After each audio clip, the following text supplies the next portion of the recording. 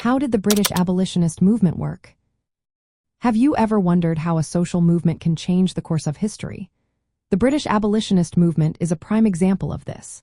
It emerged in the late 18th and early 19th centuries with the goal of ending slavery and the slave trade within the British Empire.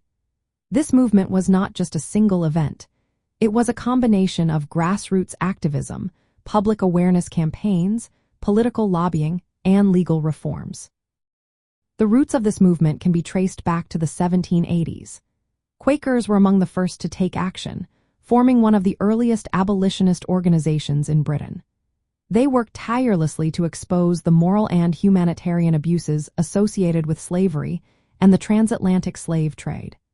Their tools included pamphlets, petitions, and public meetings to raise awareness and garner support against slavery.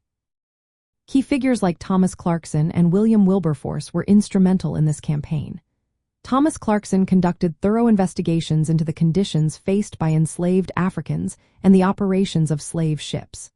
His findings were published widely, helping to inform and mobilize the public.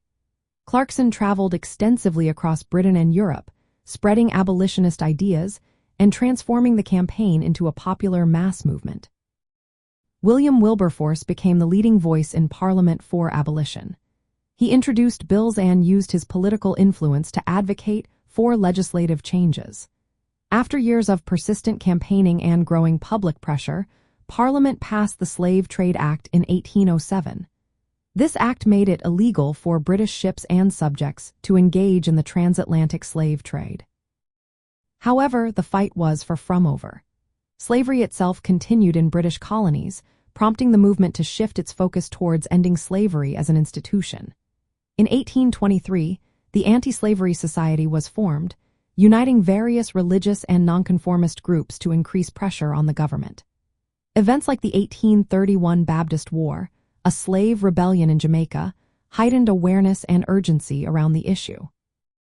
This blend of political lobbying, public activism, and the impact of slave uprisings ultimately led to the passage of the Slavery Abolition Act in 1833.